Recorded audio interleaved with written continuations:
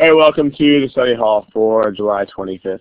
If you have just arrived, we have some good material left over from last time on boldface problems in critical reasoning, so that is going to be our topic for today. And then if time permits, which most likely time will not permit, but if time permits, we can jump into another set of critical reasoning thingies as well. So we already went over the whole rules part, so it's time to go ahead and get cracking on these problems. Again, here's the administrative stuff one more time, just in case you missed it. When we say give me a smiley face, those are found here. Find your name, look underneath it, you should see a menu of faces. And when you get a multiple choice problem, please pick the answer that is here, and please, please do not post your answer in the chat box. Thank you. And lastly, copyright disclaimer. These problems are copyright GMAC. They are from the free GMAT Prep software. So these we can distribute because this software is free. We cannot use official guide problems because the official guide is not free. So there's your copyright disclaimer. All right, with that said, let's take a look at a problem. How about this?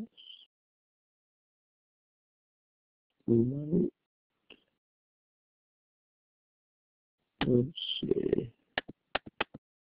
Let's look at this one. Okay, and before you start working this, let's just have a quick conversation here about time.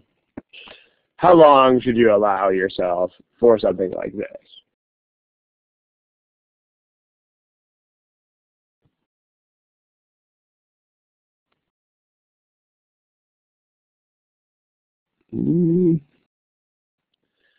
People are saying 2 minutes. Someone is saying less than 2.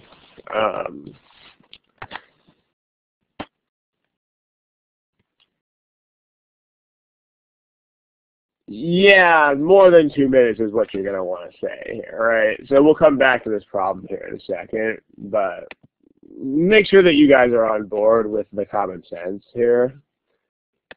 Like 2 minutes or so is about an average time for a critical reasoning problem. I mean, some of the problem types are faster, like sentence correction probably should take a little bit less time than that. But the most important thing that you can know about timing is that you should, and this is total common sense, but again, one thing about this whole academic testing thing is that common sense is sometimes in short supply, is that you should not try to take the average amount of time on every single task. Okay, averages are averages.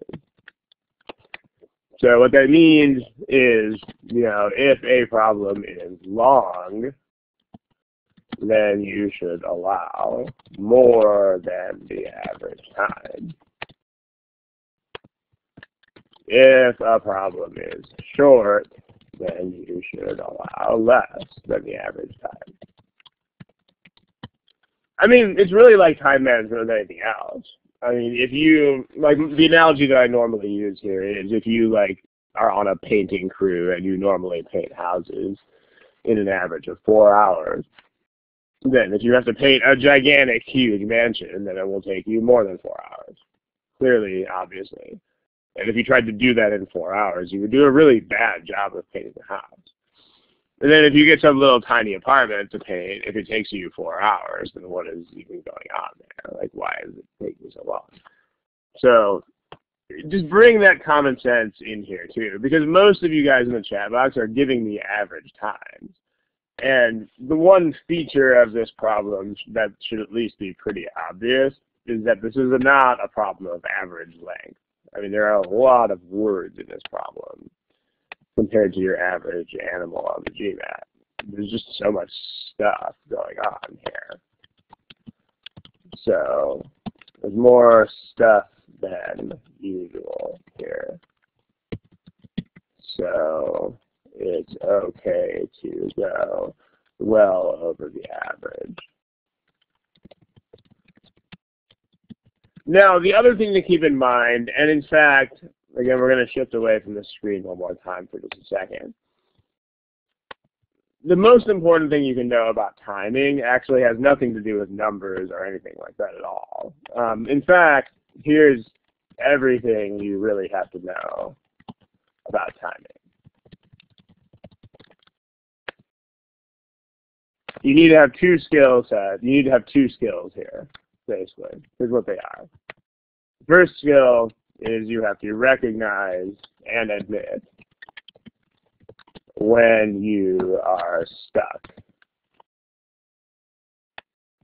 I mean, there's a few frameworks in which you can think about this, but here is what I find to be the most actionable or useful one, which is you have three questions in your head. If you have voices in your head, actually good for this time, because then they can ask you these questions all the time. The first question in your head should be, do you know exactly what you are doing or looking for? If it's a math problem, it's probably doing, and if it's a verbal problem, it's probably looking for. But do you know exactly why you are doing or looking for that? And is it honestly headed somewhere? Is it actually accomplishing anything? The moment that these answers are not yes, yes, and yes, that is what stuck is. Stuck is not, oh my gosh, I'm total stalemate, there's nothing I can do here at all. Stuck is, I don't have an exact purpose for exactly what I am looking at or looking for. So, at the moment, the answers to these questions are not all yes. You are stuck. I mean, this is not the most fun admission to make, but you have to be very honest with yourself about this, because that is how you manage this exam. I mean, there are a lot of problems and there's not a ton of time. So the way you stay on track is to be super brutally honest with yourself about, oh my gosh, I'm stuck. And then the only other skill you really need here is when you are stuck, quit. That's it. I mean, it's really simple. It's weirdly simple, but you just have to have a lot of self-discipline in order to do this. And quit doesn't mean you necessarily have to leave the entire problem. It just means that you should quit the approach that you are specifically using at the time. But if you can think of another approach, then you should not leave the problem necessarily yet. Try it. And if you can't, then just guess and move on. So, there you go. I mean, this is actually, these two things are really, honestly, at the end of the day, these are every single thing that you actually have to know about timing. All the other stuff with timing charts and numbers and all the other kind of stuff, those things are only necessary if you don't have the self-discipline to do these two things. So in terms of Michael, your question here, again, I don't know, this is another one of those questions that could mean a couple of different things. But I mean, one answer to this question is that there's a timer on the screen. I mean, I don't know how familiar you are with this test or not, but if you've never seen it before or whatever, then maybe you don't even know that. But the more important answer to this question is, so first answer is there's a timer on the screen. Okay, fine. The more important answer to this question is if you have the two skills mentioned up there, you just won't have to worry about this. I promise you. I mean, the only time you will need any timing charts, or the only time you will ever even have to think about average times or minutes or number of problems remaining and how much time, those are only things if you are not doing these two things. Otherwise, you will totally be fine. And I mean, this is not fun for most people because most people are not super great at quitting quickly. I mean, actually, a lot of people are, but the type of people who take this test are usually like the I'm going to keep working on this problem type, which is the worst thing that you can be here. I mean, this is the type of test where you should get the heck out of there if whatever you are doing is not immediately working. So be aware of that. But that's pretty much what you have to know. I mean, there's a timer there, and there's lots of timing charts and stuff like that in our books in case you don't have these skills yet. But if you do, you don't need them. It's kind of cool. All right, so here's the problem. Let me give you a certain amount of time to look at it. How about that much time? Okay. Remember where the multiple choice answers are located, people. They are located here.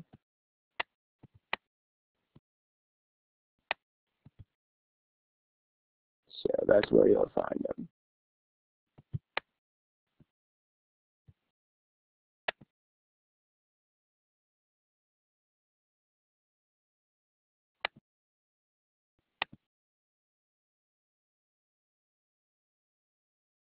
Okay, there's still a lot of people who don't have answers here, so let's make sure that we pick something. Again, the usual scolding here, this is the GMAT. So what that means is this is a test where you cannot not answer the problems. Like you have to actually pick something that is a thing. So meaning if you are Vegeta or Robin or Eric or Rubio or JJ Swavely, you have to pick a thing here. Okay, so here are your responses to the question. I mean, we have a slight plurality in favor of C here, but definitely not a majority. So definitely some action here. All right, so last week's session, or the last session from 2 weeks ago, was also on these boldface type of problems. So let's recap some of what was said in that session so that we can talk about it again here. Anybody here in the chat box, did any of you guys remember some of the main points that we made about these problems last time? Like first, how should you read? When you read this passage, what sort of frame of mind should you read the passage in? Dialogue, yeah, right? And when you think about this, you should also think about how you should not be reading these things, because the way that you should absolutely not be reading these things is the way that, ironically, most people do. So, yeah, what you want to do is, Dan, if you weren't there, take a look at the things that people are saying above you there, because that's really where we're going with this. You want this to be like a normal conversation from planet Earth. So when we read these things, and I mean this goes for pretty much all of critical reasoning in general, it's not just these problems. Unless you're looking at a problem where it's like, logically, which of these can you infer or prove? I mean, those problems are pretty rare, but if you're looking at one of those, then fine, it's not as conversational. But with all of the other critical reasoning problems, which is like 90% of everything, 95%, the conversation is the way to go. So, like, when you read these, like, not just Boldface, but CRs in general,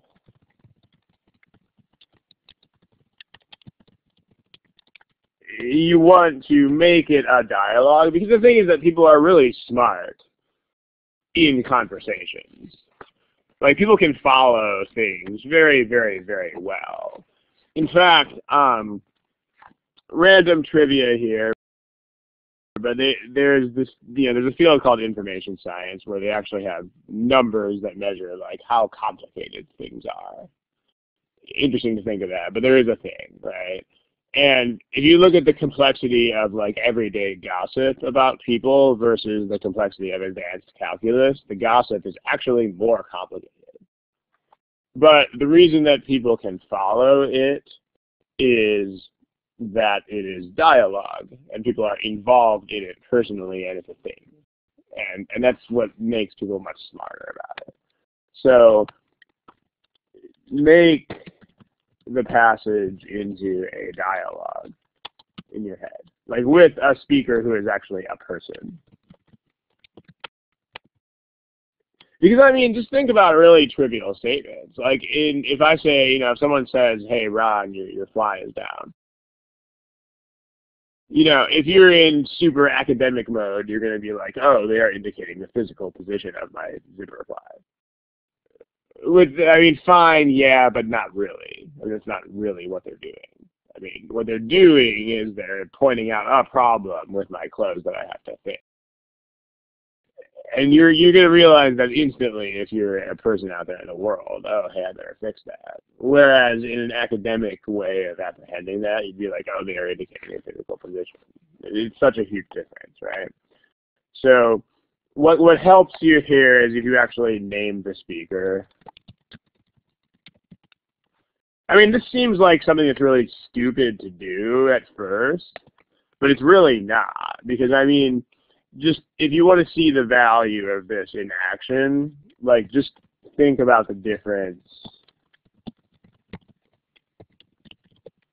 between, between asking what is the conclusion of the argument and why is Stephanie telling me this? What is her point?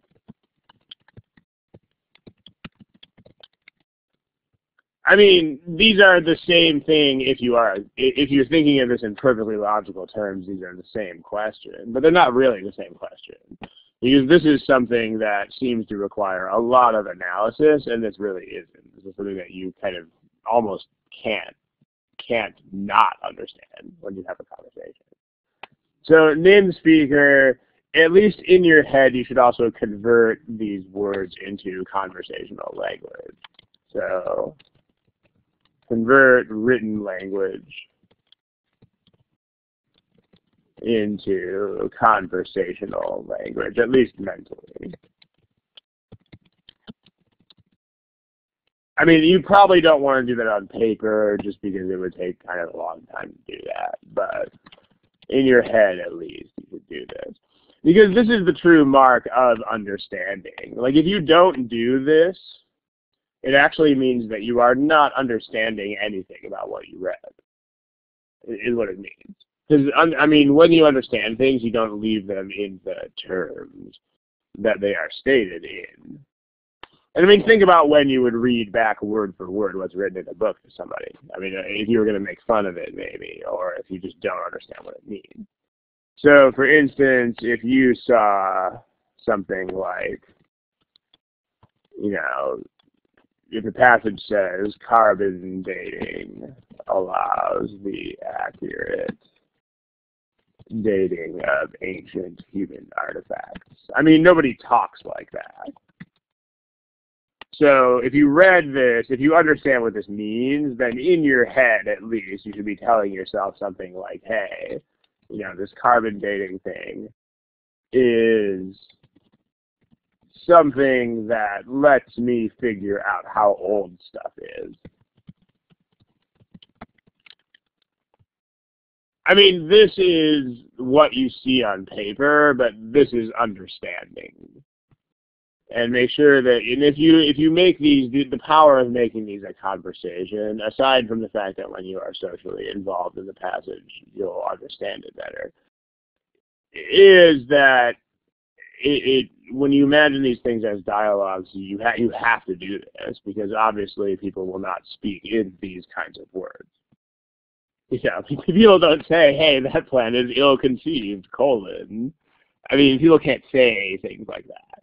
So the power of making a dialogue, above all else, is that it forces you to actually like understand what the people are telling you and why, in a way that you will not and cannot do if you don't make it a conversation in your head.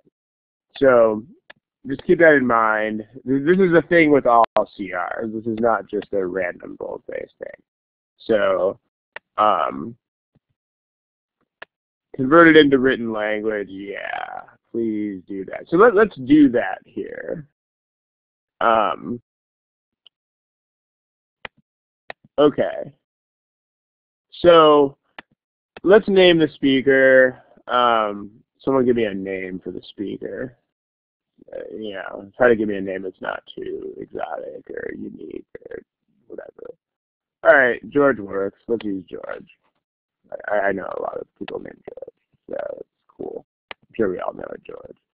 All right, George says, and I mean, give this a context in your head. I mean, invent a story that surrounds this whole thing, right? So like George might be some sort of activist regarding this farming stuff, but George might also just be like, oh, dude, I read about this thing that people are trying to do in the newspaper, and it's just a terrible idea. So, but okay. George says there's these orgs, they want to preserve the land. So what these orgs are trying to do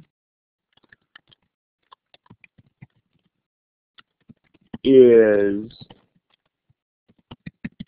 protect, let me make this font size a little smaller. What they are trying to do is protect that land from development.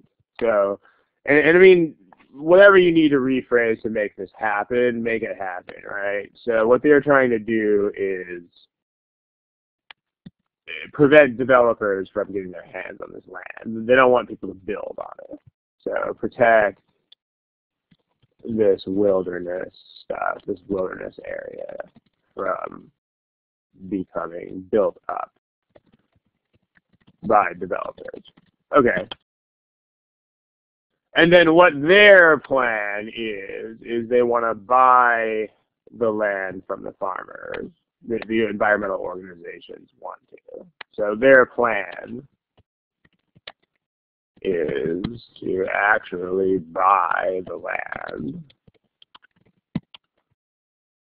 And then George says, I think, notice this is what George thinks. If that seems obvious, then great. But the fact that this is what George thinks is definitely a thing here. So I think that this is a very bad plan.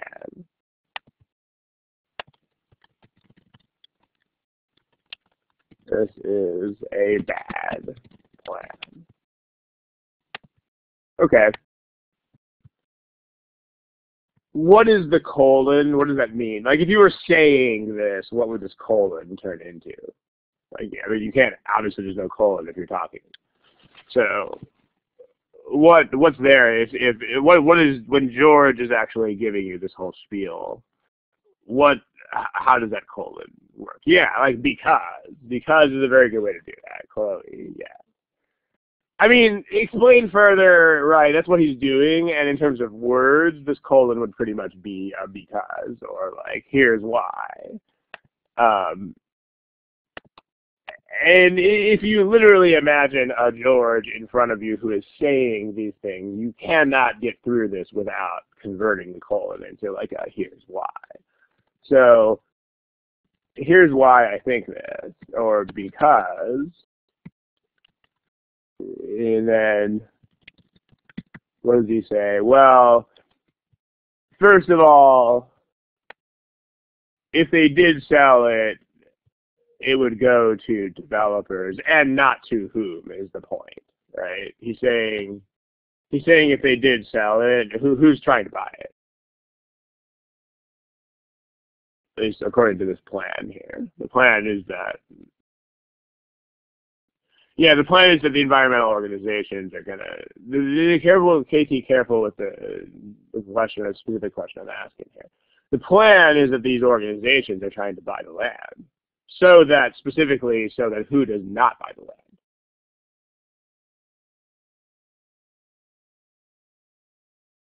So that the developers don't buy the land, yeah, right?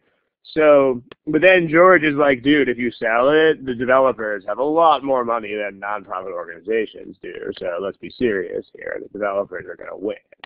So, first of all, if there is a buyer, like, I mean, George is basically saying the EOs won't be able to buy these things. I mean, they won't be able to buy the land anyway, even if they want to, because the developers have more money. They'll bid higher. And then also, they probably won't sell it anyway if it is farmable land. So besides, is like another reason. Besides, let's be serious here. The farmers aren't going to sell it in the first place. Because it's their land, it's where they grow stuff. I mean, how are they going to make a living if they sell their farmland? So these are two reasons why George thinks this plan will not be something that will work. But where is he going with this? Where is he going with farming will not remain viable if the farms are left unmodernized?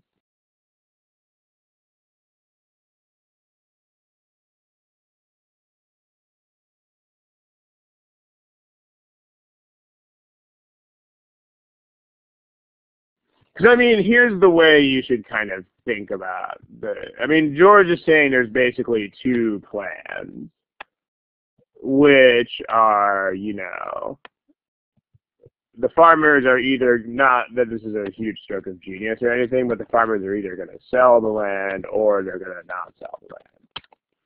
I mean, which one of these does George regard as a better outcome?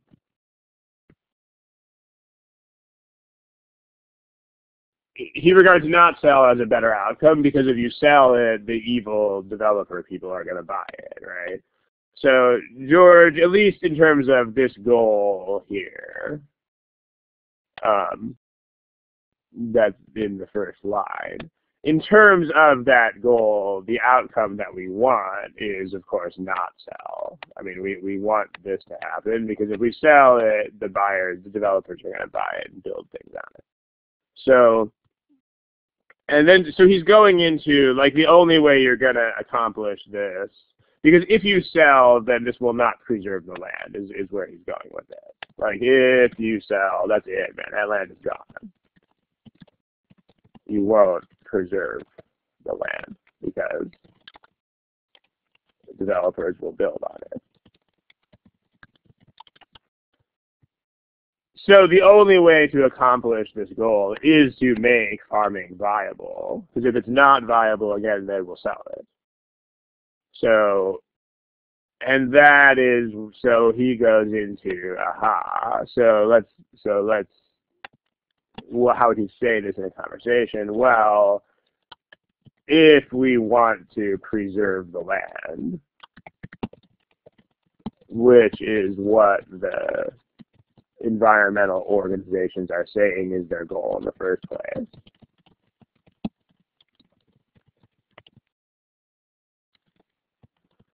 then we've got to keep farming viable.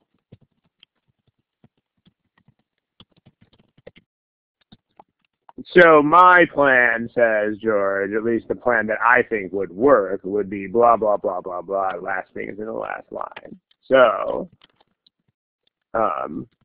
according to me, a plan that might actually work for accomplishing this goal is X, X, X, X, X, blah, blah, blah, blah, blah, blah, blah. Right? So there you go. Okay. I mean, this is something that should happen in your head as you read this passage. Now, notice that what this is specifically not doing. This is not, oh my gosh, formal analysis, premise, conclusion, blah, blah, blah, blah, blah. I mean, that's in there. I mean, that stuff is there. But, I mean, when it comes to boldface problems, there's two things you should understand about classifying statements like that. I mean, the first is that it will, and let's go ahead and take this stuff to the next page. And then you'll, this page is now full. So, new page. There's the problem again. Still kill the answer choices. And then here's what George is saying.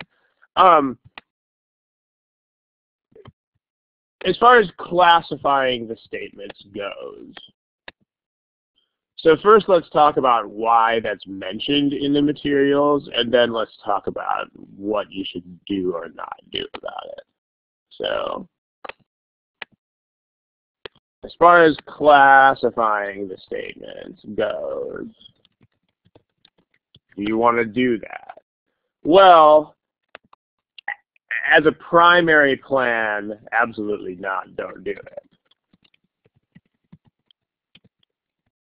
Because, I mean, if you think about it, like, tell me, okay, these things are the what here, basically. These things on the left-hand side. These are what George is saying.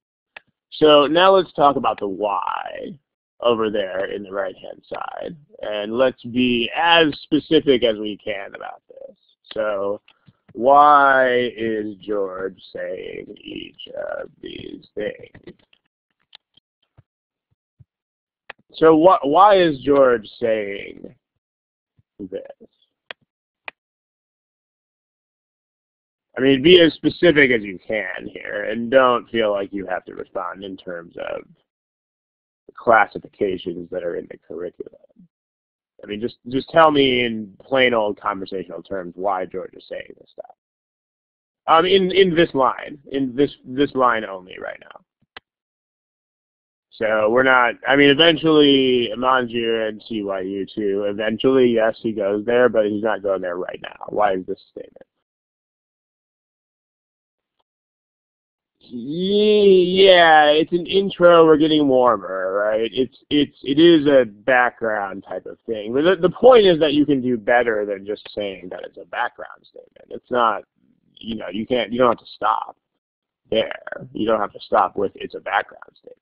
I mean, you can totally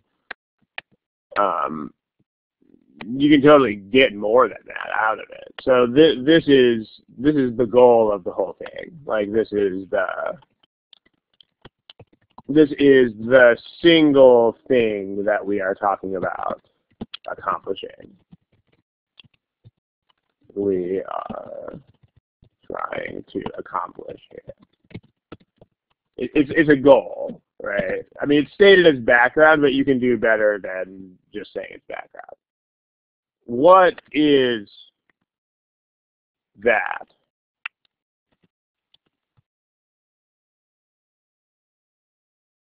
This is yeah, see what you guys are doing is you're still giving me the whole passage here, which is good in the sense that you like get it. Like it's good in the you know what's going on here, and you can tell heads from tails kind of sense. But I mean, make sure you can say what each of the statements is doing. Like their plan, I mean, let's see if we can do better than Rakesh. See if we can do better than that. This is the actual plan, but why is George telling us this plan? It's the plan that he thinks it's a bad plan. Yeah, right? That's why the reason George is telling us what the existing plan is to say that he thinks that it's a bad plan. Right? This is how the organizations think they want to achieve that goal. And just as importantly, and make sure that you are not neglecting this part, that's not all that it is. I mean, again, if I'm telling you your fly is down, it doesn't just mean the physical position of your zipper is down. It means, dude, you're supposed to zip that up. You have to fix it. So just as importantly, this is how the orgs think they want to achieve the goal, but George thinks that this is a bad or non-viable plan. George does not think this plan will work. Okay. Make sure you get that. So now I think this is a bad plan. George says this is a bad plan. Why does George think that? So this is his what? I mean, again, be as specific as you can here. Do not just say it is the conclusion. Try to do better than that.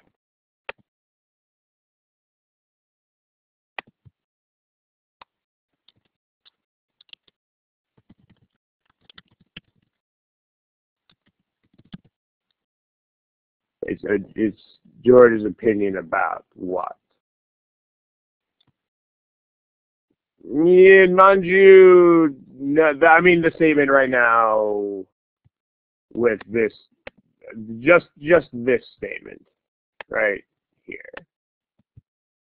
So it's not support for the argument, because that's actually the whole central point. It's not support. But see, okay, be careful with things like just evaluation or stuff like that. You can do better than that. I mean, this is his, and Chloe is right, but Chloe, you're kind of just telling me what the statement says again and not the why. The reasons why it's a bad plan come later. I mean, this is what I'm looking for. Maybe you guys are thinking I'm looking for more than I'm looking for here. But if I ask you why is George saying this is a bad plan, this is George's opinion about the specific plan at hand. I mean, notice that it is not his opinion about the goal, right? That's why it's better to get specific like this. Because if you're just like, la, la, la, la, it's his conclusion or his evaluation, and you're not saying his evaluation of what, then that's a problem, right? So here are his reasons. Now, these are his reasons, right? These are why he has the opinion he has. These are the reasons why George has this opinion. And then we've got this thing. What's the point of keeping farming viable? Like, that's not the main goal here, but it's something you have to achieve. Why? This is not the main goal.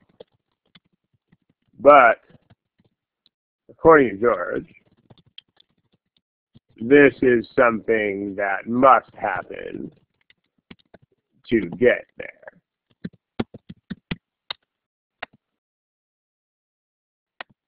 So this is the only way that George thinks we are going to accomplish the goal. Or at least the only way he mentioned. This is how George thinks we can accomplish the goal. So, I mean, this is what you want to try to do. Like, when your primary objective when you do these Boldface thingies is this. I mean, you want to go for what we have in green here. not classifying things. You want to just make it a dialogue and make sure you understand why everything George is saying is being said. Like, why is he actually saying all the things that he is saying? This is the goal. So as a primary plan, you don't want to be classifying like crazy because you just don't. I mean, number one, you don't have to. It moves you away from the dialogue. It moves you away from the conversational frame of mind, which is an absolute necessity. The frame of mind is. Let me rephrase that so that it's more clear what I'm saying. So that is necessary to solve the problem there. To understand the passage. And then on top of that, the other thing that it does is that it's way too vague, right? It's too vague. It's much more vague than what you can come up with. Think about the difference between this is George's conclusion and this is his opinion about the specific plan for accomplishing this goal. I mean, which one of these is better? It's not the classifying one. So the reason why the classifying is there is as a backup plan. As a backup plan, if you are thoroughly lost in the word, sure. But not as a primary plan. And I mean, really, realistically, guys, make sure you know what this whole critical reasoning section is doing. I mean, this whole section of the test is meant to be stuff that, honestly, if you just walk in there and think about them like you would in the real world, you can get them right. It's actually what this portion of the test is. It is specifically something that you don't really have to study a lot for. So keep that in mind, because all the stuff in the books is mostly structure that will help you if you are lost or confused, but that you don't need if you're not lost or confused. I mean, guys, if you are not lost or confused on critical reasoning problems, you should just be able to read the words and answer the problem without thinking about any sort of problem type, classification, rules, blah, blah, blah, blah. That's the point of these problems. You're talking to a dude named George, and you are understanding why he is saying things. I mean, you don't have to prep for that. So the structure in, like, the things like classifying stuff and all the note-taking and whatever, that helps if you get lost. Those can be very helpful things if you get lost. If you don't get lost, they are honestly not really that useful. So just keep that in mind. And then we had a user who asked, would you take notes on this kind of thing? In CR in general, the default should be not take notes, but if you get lost, then go ahead and take some notes to see if you can get unlocked. So, and that ties in with what's going on here, like as long as you, I mean, there's a couple of ways I can answer this, so let me just give the sort of long-winded answer to this. In general, don't take notes on CR as a default. In general, the default should be not to take notes on CR. But if you get lost, I mean, there's two reasons why you might want to take notes. You should take notes under two conditions. The first condition is you get lost or confused, in which case notes might orient you. The other condition would be if you are writing down an exact prediction of what the answer should be. So on Boldface, if you're doing this, the most compelling reason I can think of to take notes in this kind of situation would be if you are writing down absolutely precisely what you think is going to be the answer to this problem in terms of the boldface and stuff. So here, I mean, if you get lost, that's more of an individual thing. If you are lost, of course, you should try writing down something. But the two boldfaces in the problem are this one and this one.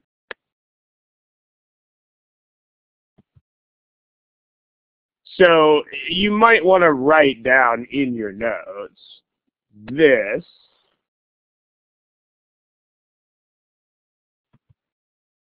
and this.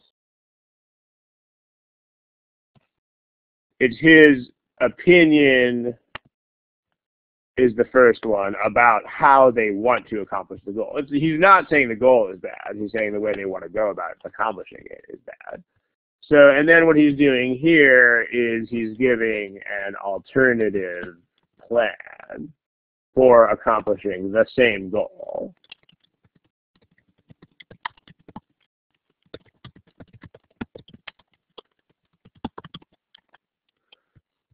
So we can be so much more specific. It's kind of neat how much more specific we can be here. So just be more specific, people, ladies and gentlemen. Okay, so, all right, let's capture those and take them over to the next page. Because the two things that we really want at the end of the day are that and that. So now let's talk about dealing with answer choices. If you don't classify the statement as deviant. Well, the classifying is the why, not the what. I mean, if you, like, for example, if something is a conclusion, that's not an inherent property of the statement itself. It's the why. But the problem with the classifications is that they're still really broad. I mean, they have to be, because remember, we're trying to give categories that, like, every single argument in the world will fall into. So needless to say, you can't really get as specific as you can with specific arguments. So, I mean, no, the classifications, if you're doing it right, the classifications are still the why and not the what. But they're just not as good. I mean, think about the difference between this is the conclusion, which is true but really vague, and this is George's specific opinion about a plan for achieving a certain goal. Okay, that's much better. So, I hope that helps. So let's talk about this in terms of the answer choices now. Okay, one more question before we start looking at choices. Do you need the answer choices to answer this question? What do you think, chat box? Do you, on boldface questions, do you need the answer choices? You're getting a couple of yeses. I mean, okay, it depends on what you mean when you say yes. I mean, if yes means I have to pick a choice to answer the problem because it's the GMAT, then yes, that's correct. But if yes means I actually have to go through A, B, C, D, E to decide what the answer to this question is, then no, very, very bad idea. Because, I mean, the point is that you don't need them. I mean, if you have a conversation in your head with George, you should understand already. Ideally, you should already understand exactly why George is making each statement. So what you should do is just temporarily cover the answer choices up, predict what they're going to say, which this is the hard part, by the way, predicting what the answer choice is going to say, because the answer choice will not talk about George. So what you have to do in this case is you have to translate back from George language into, like, stupid academic sounding language. So you have to translate back from George or dialogue to weirdo language. So let's do that. Here's what we came up with for those two boldfaces. The first boldface is this.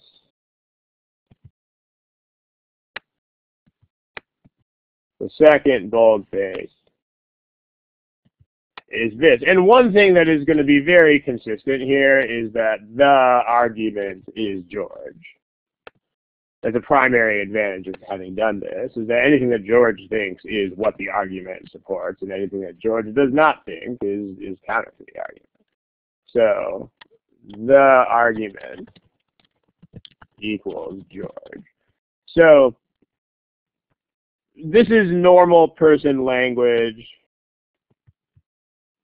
What we need to do at this point, before we look at the choices, that's very important, is normal people language. We need to convert this back into weirdo answer choice language. So let's do that. Can anybody convert this into answer choice language? And Dan says, in the chat box, Dan says, I have more problems understanding the choices. Believe me, man, I do too. I mean, on top of all of this, I'm also dyslexic. So as you imagine, these answer choices are not really my friend. But the thing is, if you do this, you won't have to swim through all the answer choices, because you will have an exact thing that you are looking for. So, King, you got to do better than that, man. You got to do better than conclusion of the argument. I mean, again, King, you are not wrong, but the whole point of conversationalizing this is that you can do so much better than just saying it's the conclusion. You can actually like say specifically what kind of conclusion it is. Because I mean, in this case, it's an opinion about a particular plan for achieving a goal. It's not just a random conclusion. So just try to be CYU2 at Binghamton. No, it's not the goal. This is not the goal. It's not. I mean, the goal is actually that first thing. This is, and it is not an assessment of the goal. That is very specifically what it is not. Be very careful about that. Because what the goal is, what's the goal?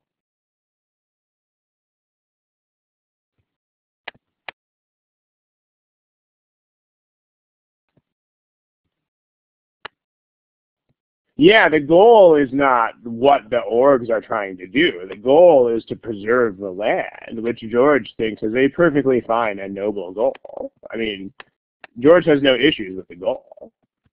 George has issues with how they want to get there, but not with the goal itself. And I mean, this is the advantage of, because see, here's the difference between a conversation and not a conversation. In a conversation, I mean, okay, obvious is a dangerous word. I know it's one of those words that can insult people if it's not true. But in a conversation, I would dare say that it is obvious that this is wrong. Whereas in an academic problem, it's not obvious. Like if you are talking to George, you know, like, okay, what are they trying to accomplish? Well, they're trying to preserve the land. I mean, this would be like saying George is passing judgment on what they are trying to accomplish, which you would know is false. It's totally not true. Like, George is not judging the goal of the action. George is judging the means. He's judging how you are trying to get to the goal.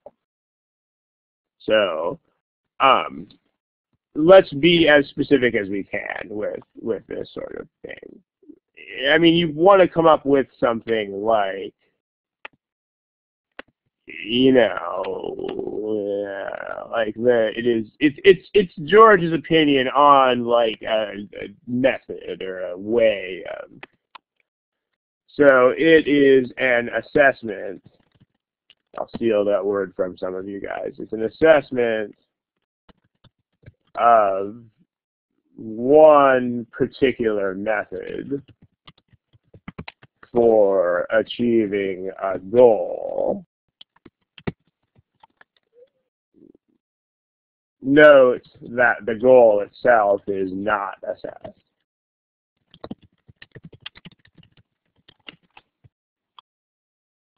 I mean, again, just make this the right kind of conversation, and all these differences will be super, super clear.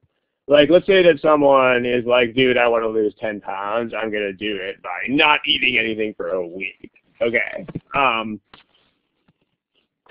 If their friend is like, dude, that's a bad way to go about losing 10 pounds. Like, think about what just happened there. I mean, are we judging the goal of wanting to lose 10 pounds? No, of course we're not. I mean, that's not what's going on there. It's like, fine, whatever, man. If you want to lose weight, good. But what we're judging there negatively is like, that's a bad way of doing that. It's not the goal is bad. It's the way that you're trying to accomplish it is terrible. So, right? But it's not, notice it's a horrible way to lose weight that way. It's not a horrible goal to want to lose weight in the first place. You see what the difference is.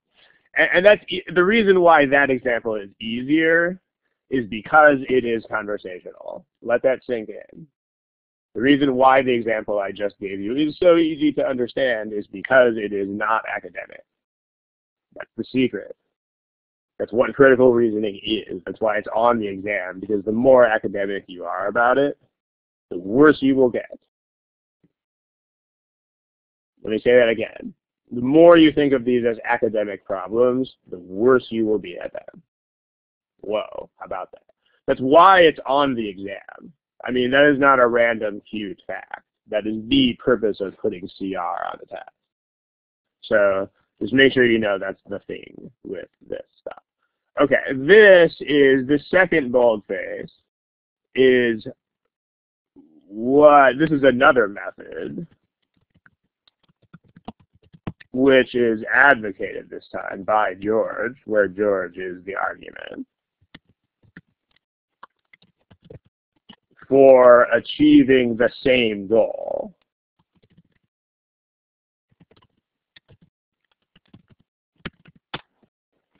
Okay, that's what this is. And again, the problem with the classifications is that they are just not as good. I mean, this is so much better than just saying it's a conclusion. And when you look at the answer choices, you'll see why, right? Okay, here's the answer choices.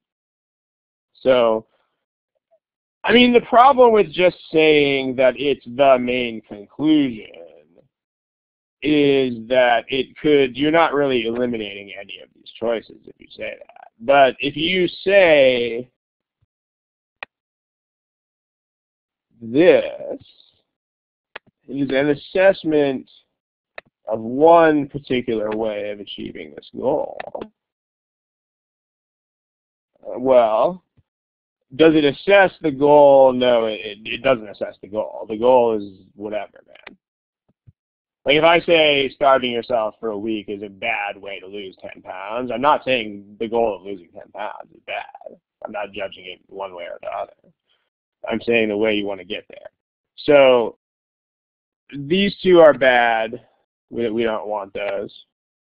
Those are bad news bears. What about this one? The first is the conclusion reached about one strategy. Oh my gosh, that is almost exactly what we said. That's pretty sweet. And then main conclusion, is this the main conclusion?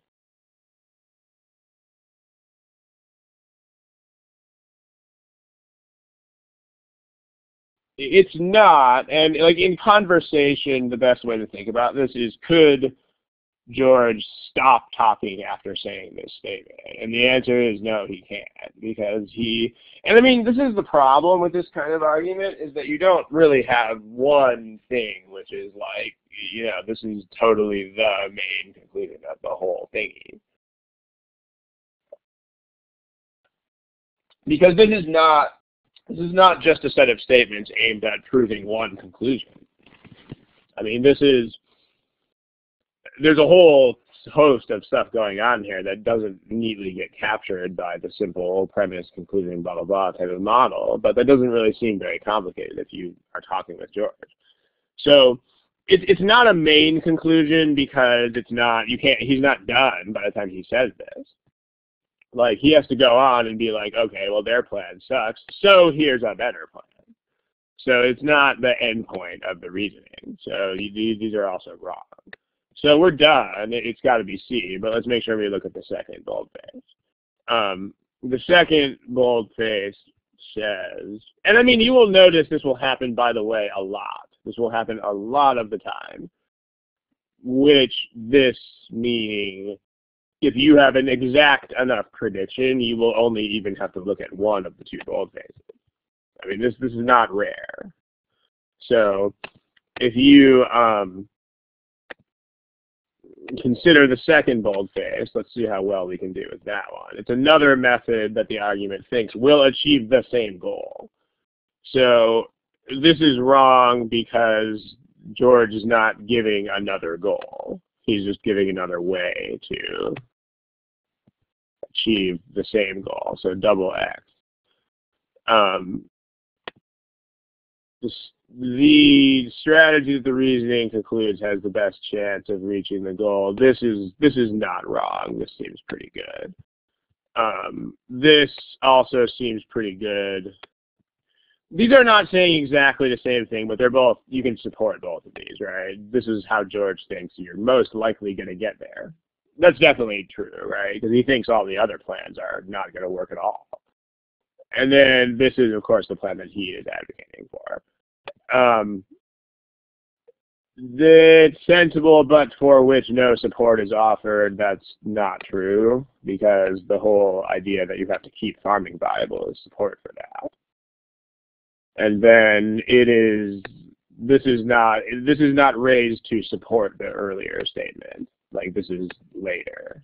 So this is not a reason why the original plan is bad. This is a supplemental plan that we will use instead. How about that? So, I mean, notice that with the exception of the second bold in choice B, you can use either boldface, and if you are exact enough here, you can finish the problem. It's kind of neat. Any questions about what's going on here? Okay, cool. Let's do one more of these things. And I mean, you know, we've just spent, what, like an hour talking about one problem, and that's kind of a good thing. Because what that means, if you spend an hour talking about one problem, is that you are really kind of getting to stuff that matters. You know, where you're generalizing about that type of problem in the first place, and about, if you spend an hour, not nitpicking, like if you spend an hour debating over what one sentence means, then of course that's bad. But if you spend an hour thinking about what kind of thought processes are actually involved here, or what has to go on in my head to let me, or, you know, judging whether you should do certain things, you know, yeah.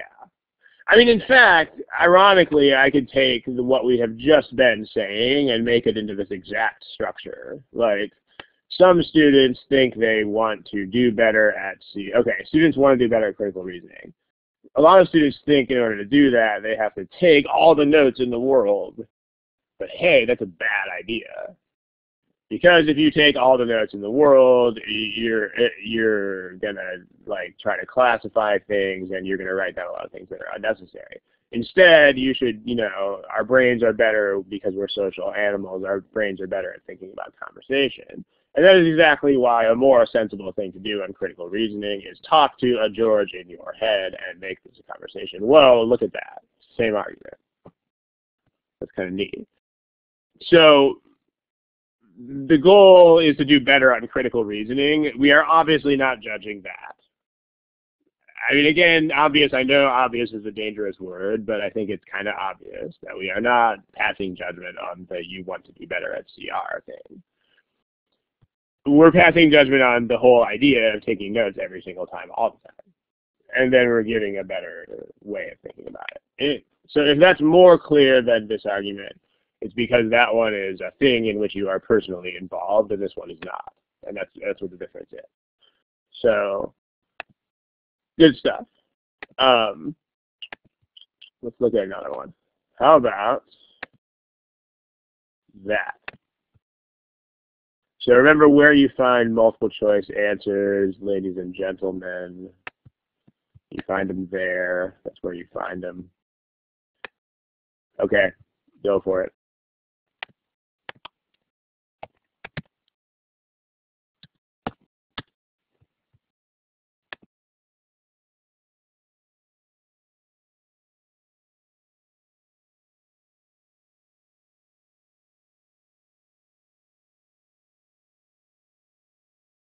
Okay, I realized my mic was off. Just to sort of help you out and/or to sort of annoy you if you're trying to do this the wrong way, I got rid of the choices. I gone them. So I'll put them back when there's about 20 seconds left.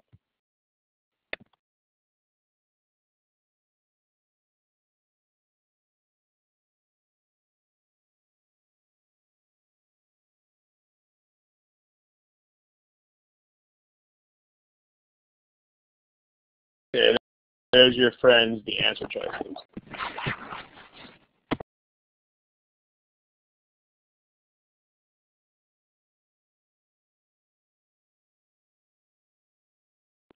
So try to pick one of those in the next like 20 seconds or so, if you can, please.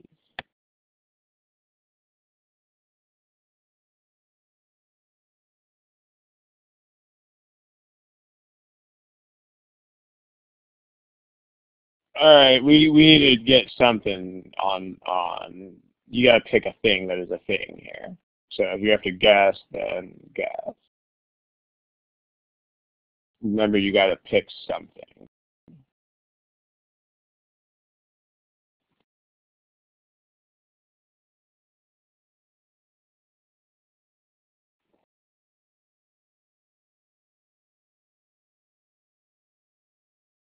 Okay, I'm looking at you, Ramiro, Vidita, Natasha, especially Vidita. I know you're here because you've been typing a lot of things. Okay, there we go. Howard, Natasha, yeah, let's pick a thing. Okay, so this one I don't think you guys had as hard of a time with because, well,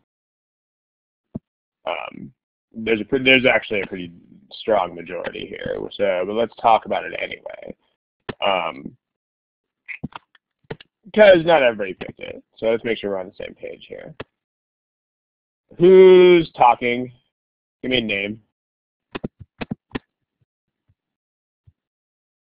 Brian. All right. Brian is the historian who is talking. Let's use that. So Brian says, and again, just making it Brian says is such a potent weapon. It's actually kind of weird just how potent of a weapon it is.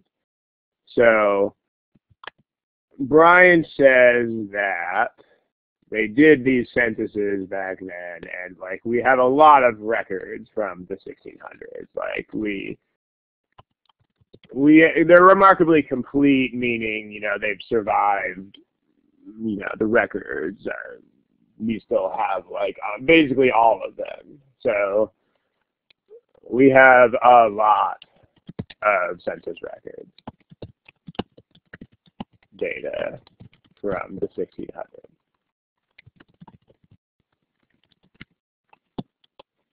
I mean, because the thing with complete is, I mean, it could even mean one of two things. I mean, it could mean that they complete in the sense of back in the day they collected a ton of data, kind of complete, or it could mean complete as in like these records have made it to the present day without being destroyed. And I mean, what's cool is that the point is the same either way. The point is that we have a lot of records, so you don't even have to nitpick which kind of complete we're talking about, because either way, the upshot is we have a lot of these records. We have just lots and lots of them. So, okay. And then make sure you understand statements like this. The point here is that because we have, I mean, Brian's going to make a point, eventually, but what I'm going to say is even more remarkable because we have so many data. So that's what Brian is doing there. It's like, if we surveyed 5 people about something and we got crazy, crazy results, then, oh, well, we only surveyed 5 people. So if we asked 5 Americans, who's the president of the United States, and they all said Mickey Mouse, that would be sort of weird. On the other hand, if we asked 1,000,000 Americans, who is the president, and they said Mickey Mouse, that would be a lot weirder.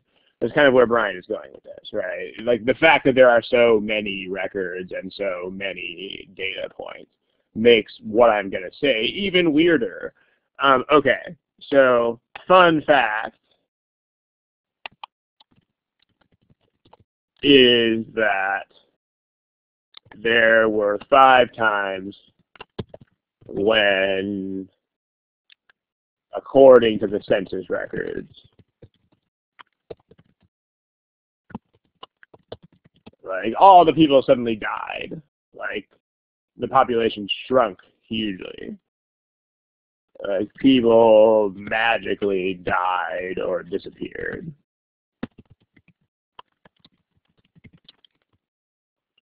And, of course, if you look at the records, but if you look at the historical context here, you'll see that all of those, like, magic death plagues, which, Brian doesn't think they really were death plagues, came after tax increases. Aha, how about that? So, when the tax was based on population, right? So the tax was population-based, based on number of people.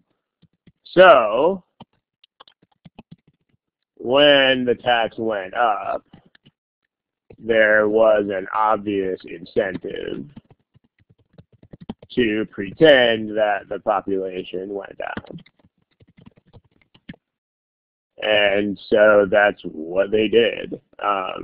So that's and it would have been easy to do it.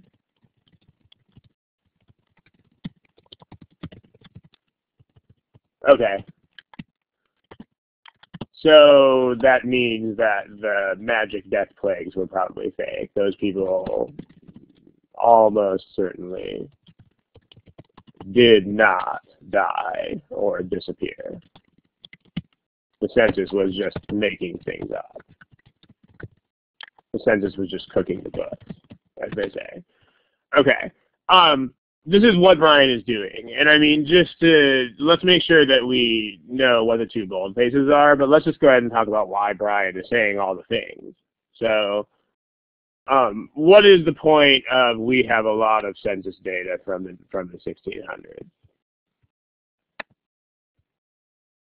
This is a fact. This is not anyone's opinion or anything like that. This is factually people. We have, like, lots of data.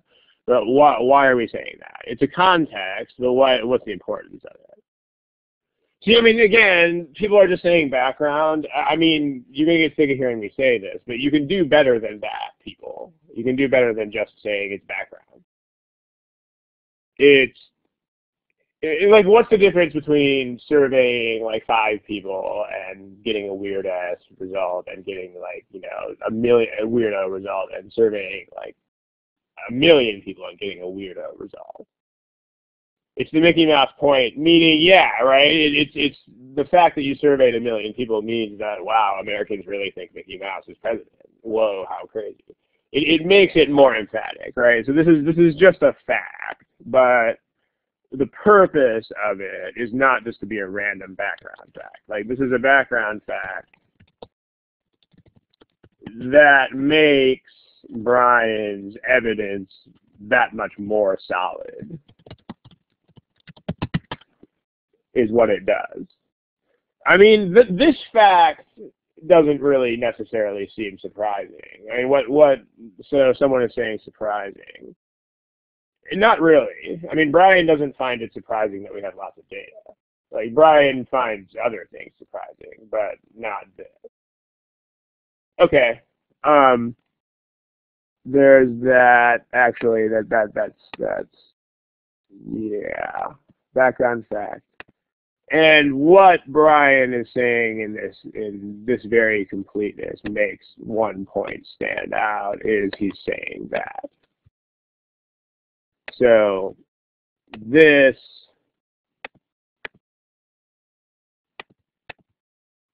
part is really just this half of what we already wrote.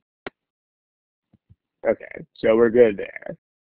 Now, fun fact, there were 5 times when, you don't have to do this. This is not a boldface, but let's make sure you can do it anyway, because I certainly couldn't make this a boldface. What is that? Not what, but why. Why is Brian telling us that?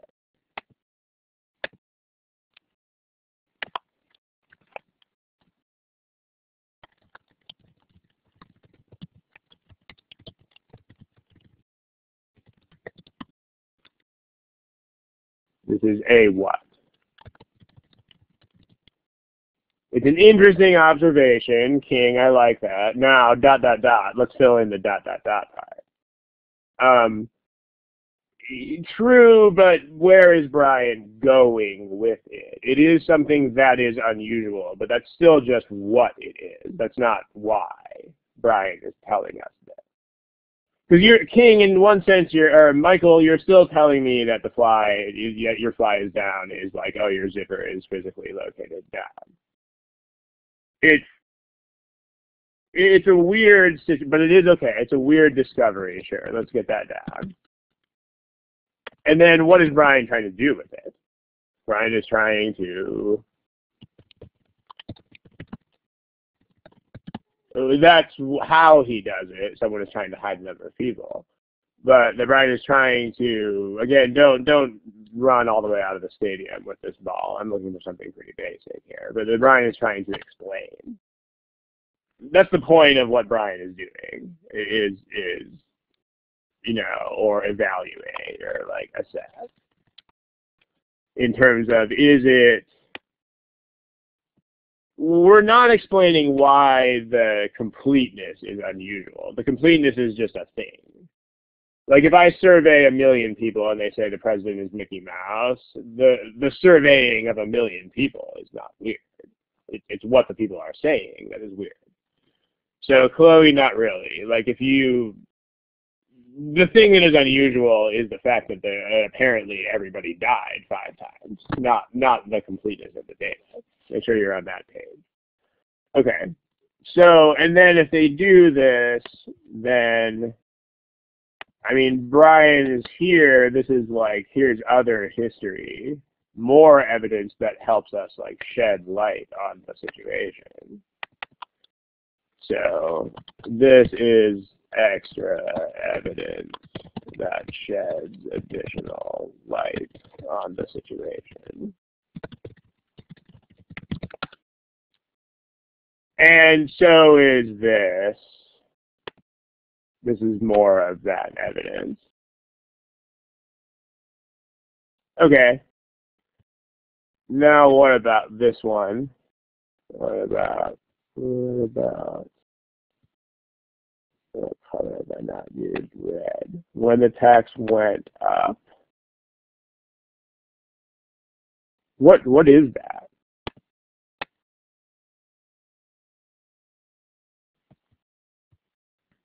Is this a fact, or is this something that Brian is like concluding or claiming?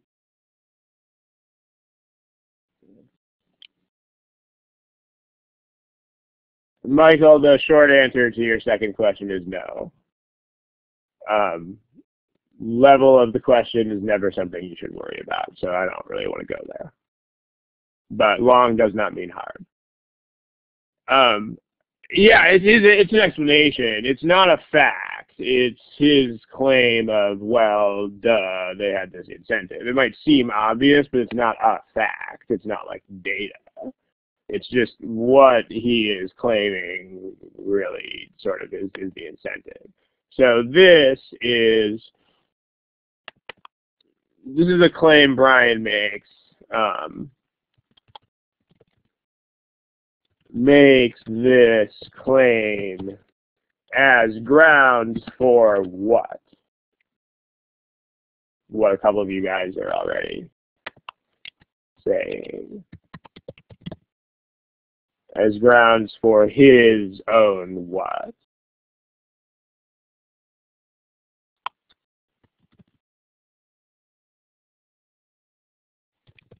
See if you can do better than conclusion. I mean, again, conclusion is one of those dastardly vague words, right? His theory, yeah, Vidita, I like that. His theory that explains what really was happening, yeah, right? Because what he really thinks was going on was this last thing. But that thing before that is his rationale as to why. So, and again, if you're talking to Brian, it's actually going to be hard for you to not understand this, because that's what conversation is. I mean, you're on the same page. So, and here's what he thinks. This is what he thinks. Really did or didn't happen. So, okay, there. So the things that are actually bold faces in this problem are this one and this one. So that's what we want to go with. But it's good to do it with the others just as practice. I mean, under timing conditions, you're clearly not going to do this with all the statements, but it's good practice. So here's the choices. So this one's sort of weak, but let's not kill it just yet. I mean, it's not really support. It's more like a background fact that, like, the fact that we surveyed 1 million people, it doesn't directly support the idea that their opinion is weird, but it does help to substantiate, in general, the things that we're saying. So let's not reject that just yet. It provides a context for certain evidence that is almost exactly what we said. It's a background fact about Brian's evidence. So this is big smiley face right here. This is number one. It's not a position. It's a fact. Facts are not positions, right? Positions have to be opinions that need support. So that's the first thing bad about this one. And then the second is that you are not seeking to establish this. Like, Brian makes absolutely no effort to explain or prove that the records are complete. He just says that they are. So this is also not a thing. Okay, this is not an assumption. This is a historical fact. So that's not true. And then it's definitely not, it's not a claim, it's a fact. So that's individually wrong. And then, of course, Brian does not reject it. Brian actually says, because this is true, it gives more weight to what I'm saying. So we're down to 2. Let's talk about this question in the box here for a moment. I know we're sort of over time here, but we're going to finish here in a moment.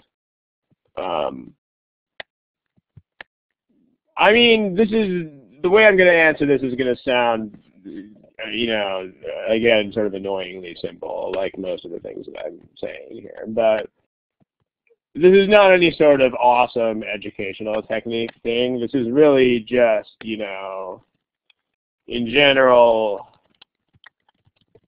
you should try to do the same type of thing at the same time.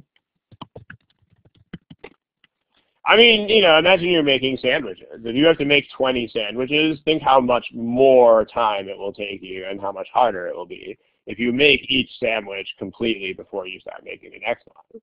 I mean, think how much faster you will be if you, like, do all the bread and then you do all the sauce and then you do all the meat for all 20. I mean, it'll be much faster because you are doing the same thing over and over again. That's what's cool about it. You don't have to shift your mental frame. So that's really what the point is. I mean, this is a very, very general thing, by the way. this applies to the math section too. But if there's any situations where you have to like do the same task, then try to do it at the same time. Because otherwise we're going to have to keep flip-flopping between, I mean, why would we want to do that to ourselves, people? I mean, let's be serious. So, yeah, I mean, as a very general way of thinking, try to do the same thing at once. It will help. Okay. Let's look at the other one. So the other one is, if the tax went up, there was a, so it's a claim that he makes as grounds for his own explanation. Judgment means claim, advanced support means cited as grounds for, and this is what he thinks happened, so this is precisely what we want. So we have a winner. The other choice is, it doesn't argue against. I mean, it's definitely Brian's pro his own position type of thing. So that's not correct. And then the second is evidence, again, used to argue against, hardly. Double X. And then the second is the position it's not. The position itself is the last statement, the thing about how the census records were just lies. So this is still a reason. And then there's no rejection, so this is also not a thing. So there you go. Winner, choice B. Okay, so that's it. We're over time here, so we definitely have to kill it. But thank you for attending, and you know, hopefully you'll walk away from this with a little bit more general context about how to think about these things, and not just like, I mean, as parting words, if you walk away from this thinking you have like 10 more rules for boldface problems, that's bad. That's not what you should walk away from this with. What you should walk away from this with is like, here is a way that I'm going to think about these that seems sort of weird for a test. I mean, you know, obviously having conversations is not weird, but thinking of a test question in that sort of way is for a lot of people, and so that's the point, right? The point is to sort of shift your mental framework here. So, all right, let's kill it. If you have any admin questions, feel free super quickly. We got to shut down and move on here, but if you have admin questions, feel free to throw those up there. And if not, then good night and good luck. And I believe the next study hall is just in 2 weeks again. So whatever date is 2 weeks from now. Okay.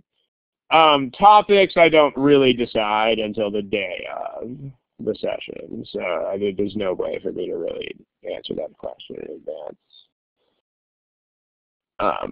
All right, so I'm going to kill the recording at this point.